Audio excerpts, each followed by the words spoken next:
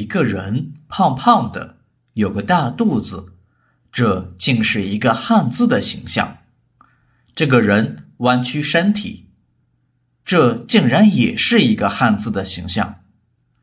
不同的身体姿态能创造不同的汉字，汉字如此神奇。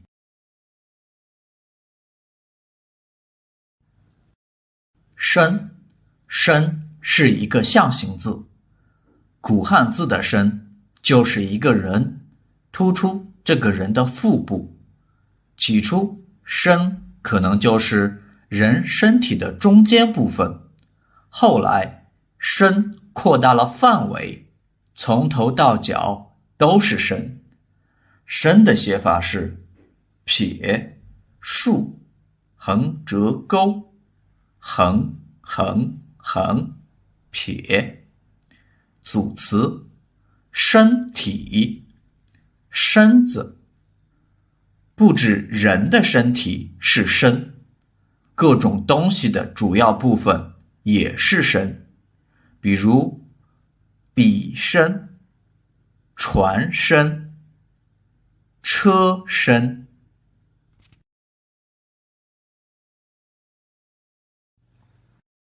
包，包就像从侧面看一个人，这个人弯下身体，用身体去包住东西，当然也可能是包住他的孩子，所以包的本意就是人体弯曲，有所包裹。包的写法是撇、横折钩。包是一个象形字，但是包不作为单字使用，它是一个构字部件。包能构成什么字呢？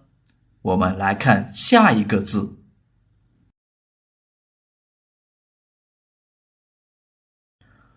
包，你可能会说，这字我认识，小笼包的包，小笼包很好吃。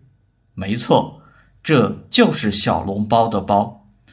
但是最初的包像一个母亲和她身体里的胎儿。包的写法是撇、横折钩、横折、横、竖弯钩。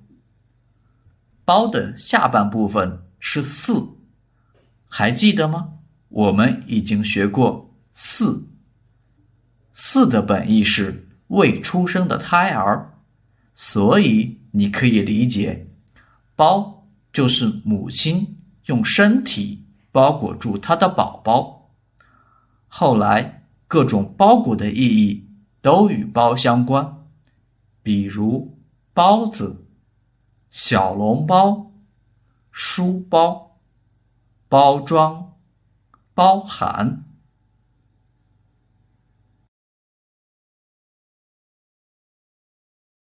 诗，古文字的诗，像一个屈腿的人，他可能是站着的，也可能是坐着的，还可能是躺着的。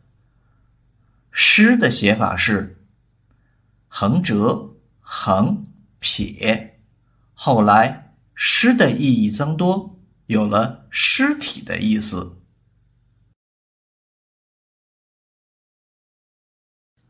尺，尺是一个长度单位，它有多长呢？我们仔细来看，尺比诗多了一捺，这一捺说明了尺的意义。